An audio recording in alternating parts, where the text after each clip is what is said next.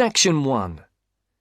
You are going to listen to a conversation between two friends who are discussing the organization of a party. As you listen, answer the questions. Write no more than 3 words for each answer. First, you have some time to look at questions 1 to 5.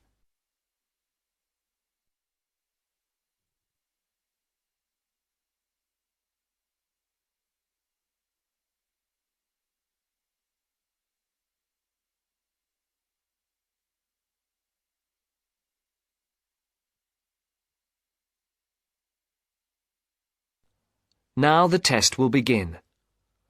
You should answer the questions as you listen, because you will not hear the recording a second time. Listen carefully and answer questions 1 to 5. Hi, Matt. Right on time. Have you been waiting long? 5 minutes. The buses were held up on the high street. Otherwise, I would have been early. Yeah, there's something wrong with them today. Yes, I think so. OK, what shall we do? Shall we go and have a coffee? Yeah, that would be nice. There's that place on the corner over there. It does really nice coffee and cakes and things, and at this time it's usually very quiet, so we'll be able to talk. OK, let's go there then. So, when's the party going to be? Well, it has to be at the end of September, before we all leave for university.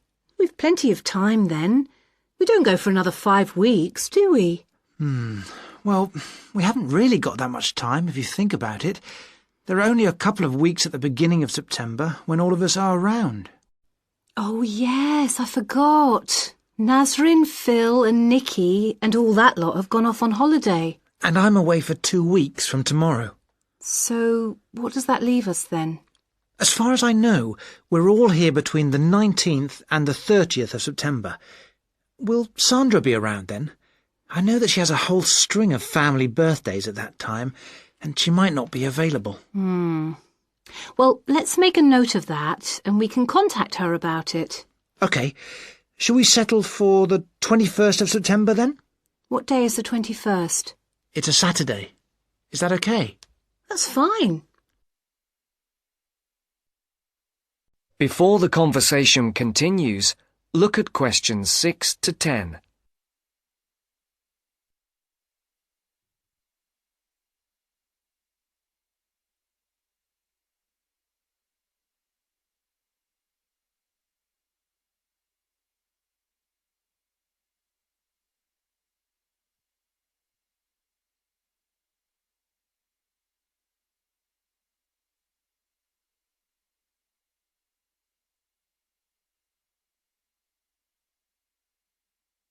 As you listen to the second part of the conversation, answer questions 6 to 10.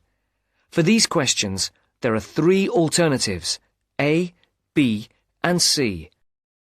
Decide which alternative is the most suitable answer and circle the correct letter. And now for the tricky bit. Where are we going to hold it? Well, I spoke to Nikki last week, and she volunteered her place, as they have a huge house and garden. Oh, fantastic. Will her parents be around? Yeah, I think so, but she said they won't mind. Oh, right.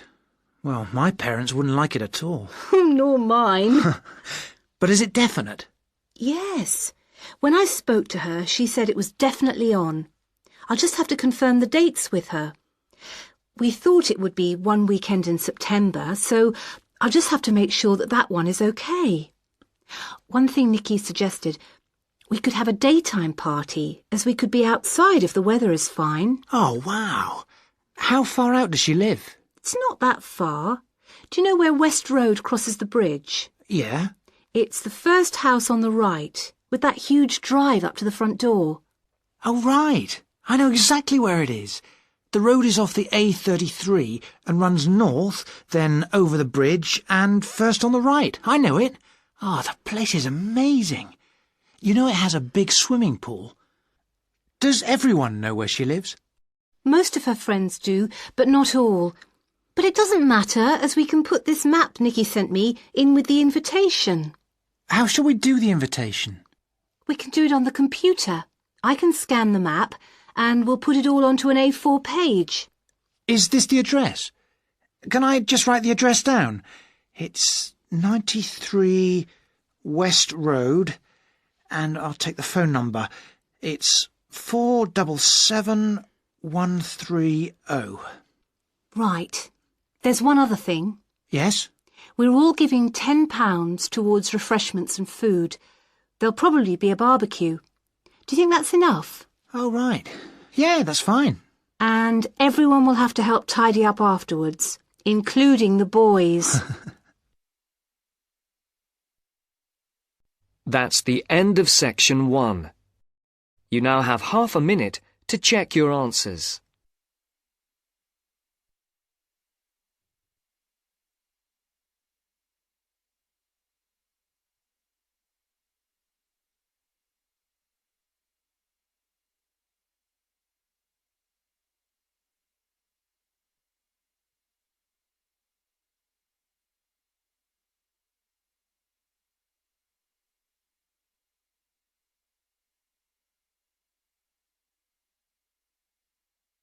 Now turn to section 2.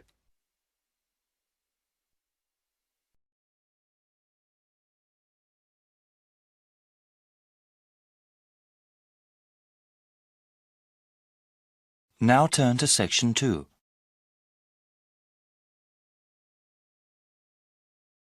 Section 2. You will hear Laura talk about this year's International Food Festival. First, you have some time to look at questions 11 to 14.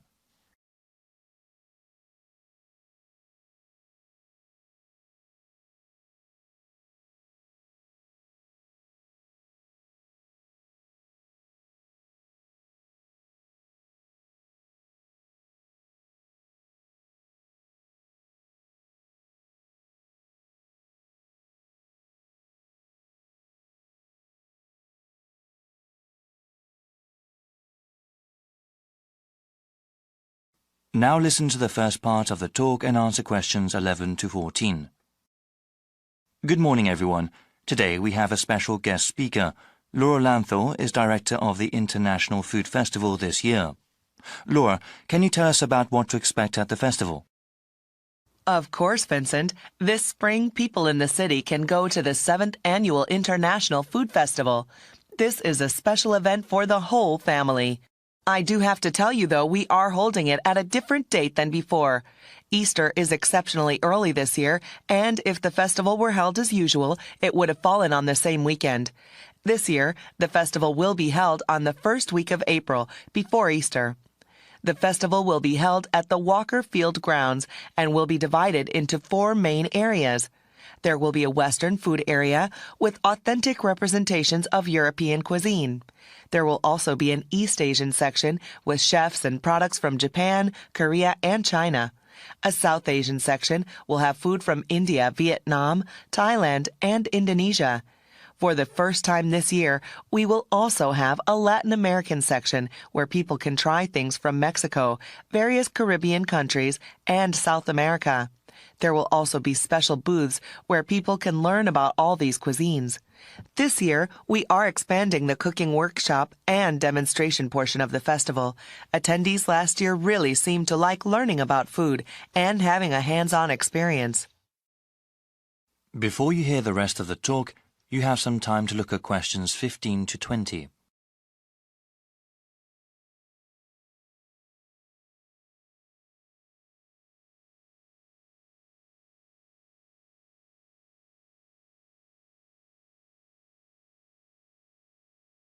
Now listen and answer questions 15 to 20.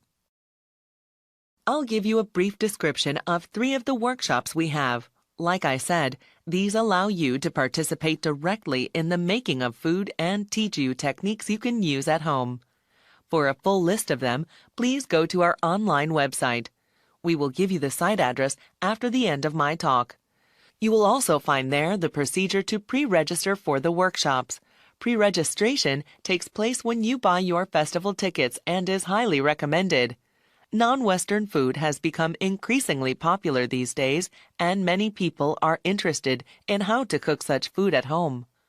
Such cuisines use a variety of different spices, ones that aspiring cooks might not be familiar with.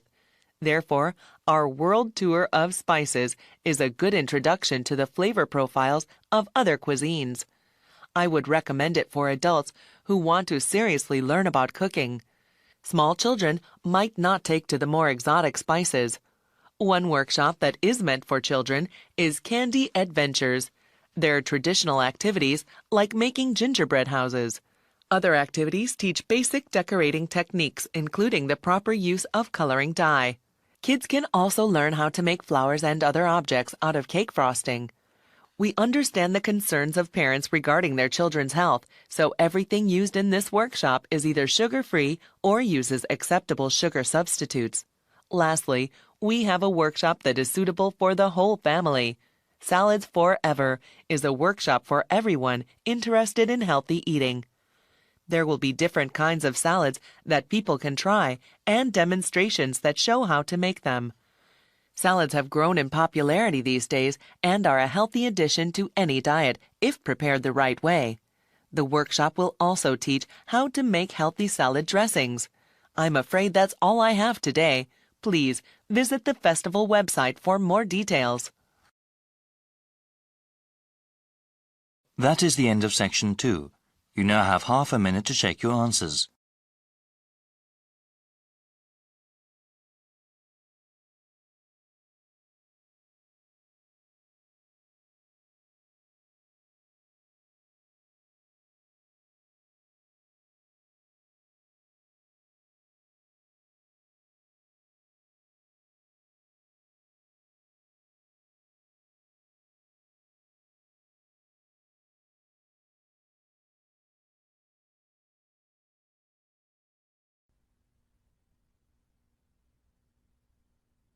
Now turn to section 3 on page 46.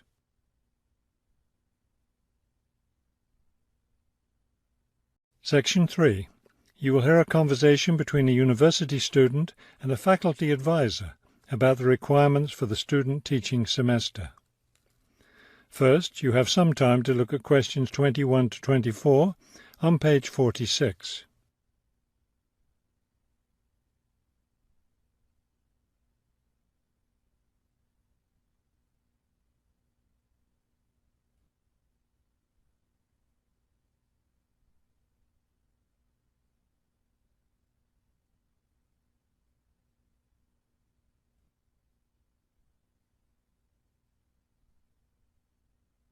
As you listen to the first part of the conversation, answer questions 21 to 24.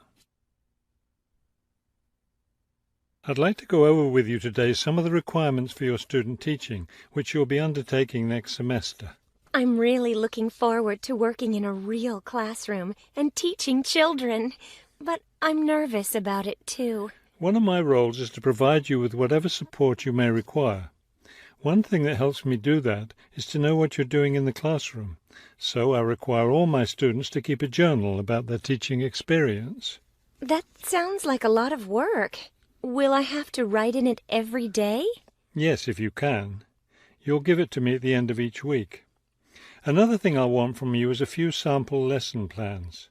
I'll let you know ahead of time exactly how I want you to do them. Several of us from the university will be student teaching at the same school. Are we supposed to get together regularly to discuss our work? I'll meet with each student teacher individually, but you aren't required to meet with each other. Of course, you can talk together as much as you want. You will, however, have to observe some of the other teachers in the school, besides the teacher you'll be working with. Then will I get an evaluation from my supervising teacher at the end of the semester? Actually, no. I'll do your evaluation, and I'll base it on several things. One is your required portfolio, which should contain samples of your class activities and your students' work. Another important thing is your term paper. Then there won't be a final exam? No, we don't feel that's necessary for student teaching. Before you hear the rest of the conversation, you have some time to look at questions 25 to 30 on page 46.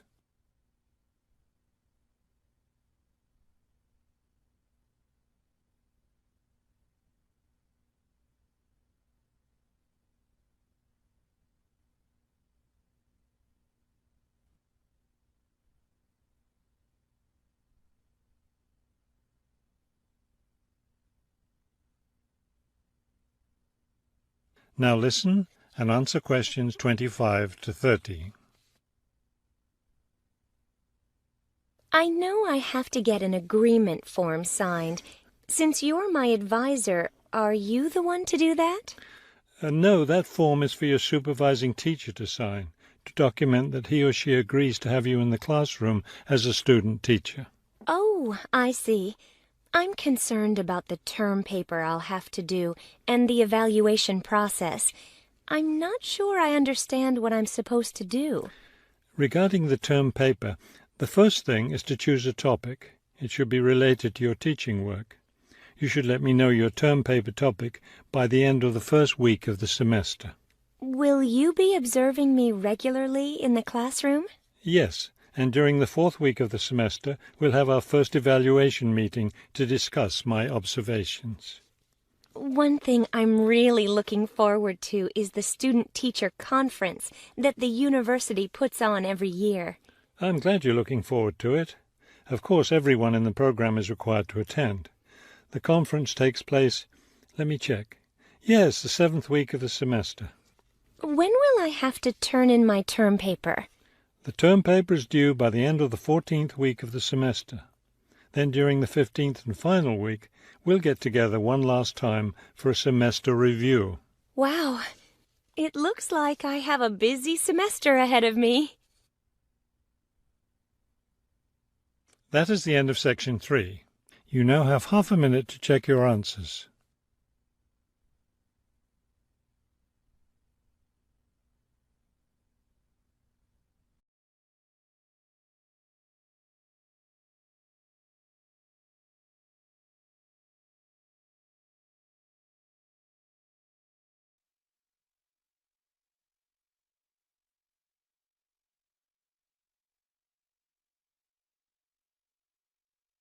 Now turn to section 4.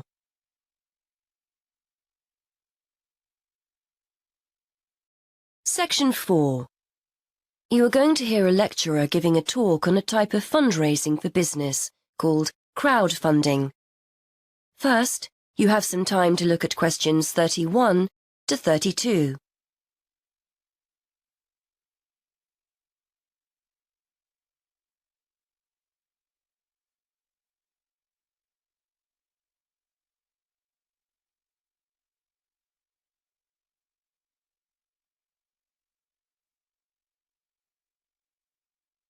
Now listen and answer questions 31 to 32. Good morning, everyone. Today we're continuing our look at funding opportunities for small startup businesses. The emergence of social media has given companies the ability to connect with fans and potential customers directly. On the back of the growth in social media, a model of raising finance has emerged known as crowdfunding. This revolutionary way of raising finance began with micro-lending in the 90s. More recently, an equity-based model has emerged that allows people to invest directly in a new company. We're going to examine this in more detail later, but let's turn first to a third model, which I'll term a fan-based model. With this model of crowdfunding, individuals are encouraged to give an amount of money to support the launch of a project or initiative without the promise of any financial return. Instead, there's a reward for donating. This contrasts with the micro-lending model, which would require a return on investment, and the equity-based scheme, which may offer shares. Before you hear the rest of the talk, you have some time to look at questions 33 to 40.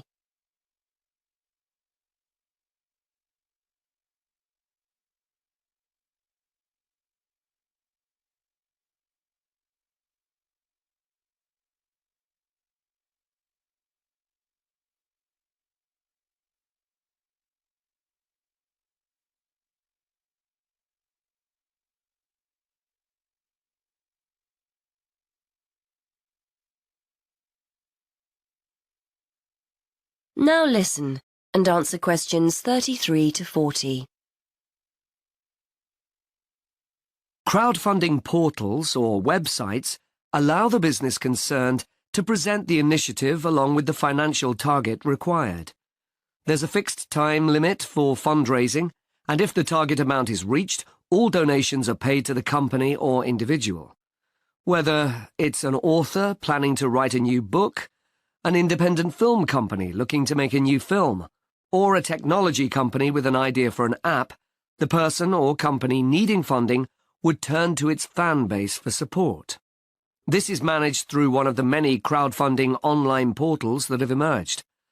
Of course, a fan or supporter of a particular initiative is likely to give money anyway.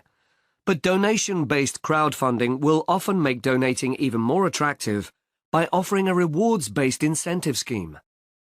Let's take a film company, for example, that needs funding for a new film. For a small set donation, the donor might be offered a free ticket to the premiere or a DVD of the film. A larger set donation might be rewarded by the chance to attend a launch event when the film goes live. Those people who make bigger donations could even be offered the chance to meet the cast of the film, whilst the highest level donation could see the person's name mentioned in the film credits.